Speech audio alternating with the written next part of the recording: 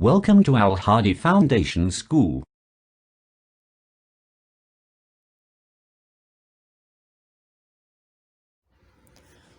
بسم اللہ الرحمن الرحیم۔ السلام علیکم۔ الہادی فاؤنڈیشن میں آپ کو خوش آمدید کہتے ہیں۔ آج ہم صفحہ نمبر 20 سبق نمبر 9 پڑھیں گے۔ اس سبق کا نام ہے قرآن مجید کیا سکھاتا ہے۔ قرآن مجید ایک کتاب کا نام ہے۔ یہ وہ مقدس کتاب ہے کہ جو اللہ تعالیٰ نے ہمارے پیارے نبی حضرت محمد صلی اللہ علیہ وآلہ وسلم پر نازل کی، اور ہمیں اس کتاب میں جو اللہ نے حکم دیا اس پر عمل کرنا چاہیے۔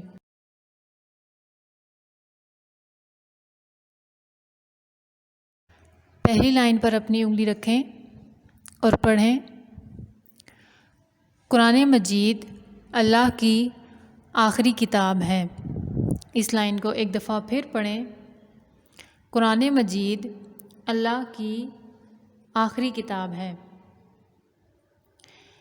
اب جیسا کہ ہم نے پڑھا کہ اللہ کی آخری کتاب قرآن مجید ہے، اللہ تعالیٰ نے قرآن پاک کے علاوہ اور بھی آسمانی کتابیں نازل کی جو اللہ تعالیٰ نے اپنے مختلف نبیوں پر نازل فرمائی، اور قرآن اللہ کی آخری کتاب ہے کہ جو اللہ تعالیٰ نے اپنے پیارے نبی حضرت محمد صلی اللہ علیہ وآلہ وسلم پر نازل کی، اور قرآن کے بعد کوئی اور آسمانی کتاب نہیں آئے گی، کیونکہ قرآن پاک اللہ تعالیٰ کی آخری کتاب ہے۔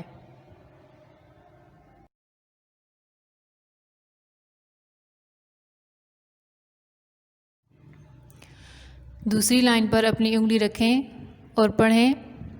قرآن مجید حضرت محمد صلی اللہ علیہ وآلہ وسلم پر اتارا گیا۔ اس لائن کو ایک دفعہ پھر پڑھیں۔ قرآن مجید حضرت محمد صلی اللہ علیہ وآلہ وسلم پر اتارا گیا۔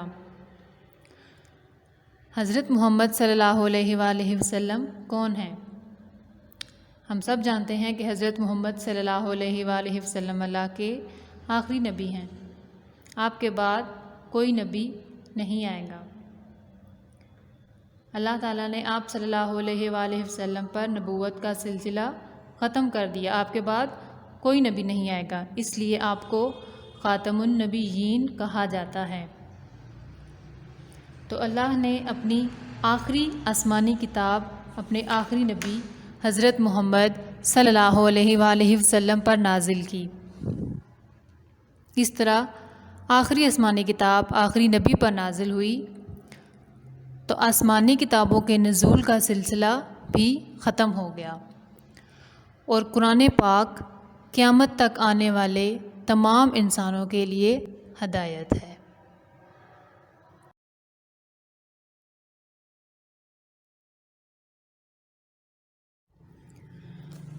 تیسری لائن پر اپنی انگلی رکھیں اور پڑھیں۔ قرآن مجید میں 30 پارے ہیں۔ اس لائن کو ایک دفعہ پھر پڑھیں۔ قرآن مجید میں 30 پارے ہیں۔ جیسا کہ ہم نے پڑھا کہ قرآن مجید اللہ کی آخری کتاب ہے جو اللہ تعالیٰ نے اپنے آخری نبی حضرت محمد صلی اللہ علیہ وآلہ وسلم پر نازل کی۔ قرآن پاک میں 30 پارے ہیں۔ اس کے پاروں کی تعداد 30 ہے اور 114 سورتیں ہیں۔ قرآن پاک ہمارے پیارے نبی حضرت محمد صلی اللہ علیہ وآلہ وسلم پر ایک بار میں ہی نازل نہیں ہوا، بلکہ اللہ تعالیٰ نے ہمارے نبی صلی اللہ علیہ وآلہ وسلم پر قرآن پاک تھوڑا تھوڑا کر کے سورتوں کی شکل میں نازل کیا۔ یعنی قرآن پاک میں 30 پارے ہیں، یہ 30 پاروں پر مشتمل ایک جامع کتاب ہے۔ تو قرآن پاک کو اللہ تعالیٰ نے ایک ہی بار نہیں نازل کیا، بلکہ تھوڑا تھوڑا کر کے ہمارے پیارے نبی حضرت محمد صلی اللہ علیہ وآلہ وسلم پر نازل کیا۔ چوتھی لائن پر اپنی انگلی رکھیں اور پڑھیں۔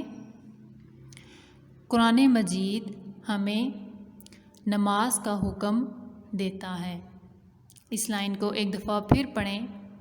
قرآن مجید ہمیں نماز کا حکم دیتا ہے۔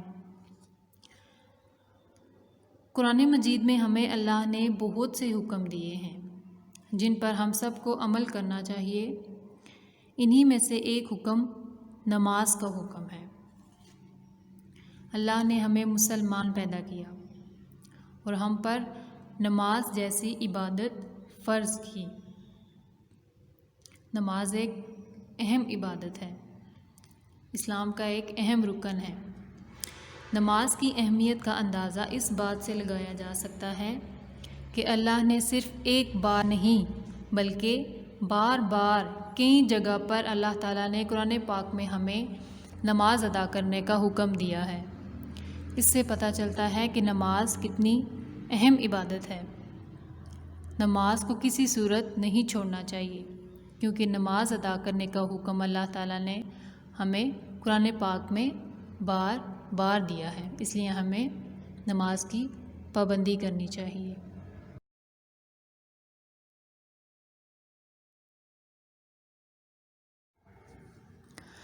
پانچویں لائن پر اپنی انگلی رکھیں اور پڑھیں۔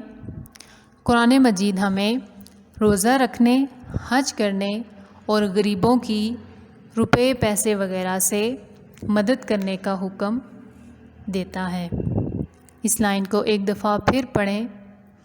قرآن مجید ہمیں روزہ رکھنے، حج کرنے اور غریبوں کی روپے پیسے وغیرہ سے مدد کرنے کا حکم دیتا ہے۔ پچھلی لائن میں ہم نے پڑھا کہ اللہ نے ہمیں نماز کا قرآن پاک میں حکم دیا، اس کے ساتھ ساتھ روزہ رکھنے، حج کرنے اور زکوٰۃ ادا کرنے کا حکم دیا۔ یعنی اللہ تعالیٰ نے مالدار لوگوں کو حکم دیا کہ جن کو اللہ تعالیٰ نے دولت کی نعمت سے نوازا، وہ اللہ تعالیٰ کے دیے ہوئے مال میں سے غریب لوگوں کی مدد کریں، چاہے وہ مدد روپے پیسے سے ہو یا کسی اور طریقے سے، لیکن ہر حال میں غریبوں کی مدد کرنے کا اللہ نے حکم دیا۔ اس سے معلوم ہوا کہ قرآن میں اللہ نے عبادات کے ساتھ ساتھ اور بھی کچھ باتوں کا حکم دیا جن کا تعلق ہم سے جڑے دوسرے لوگوں کے ساتھ ہے۔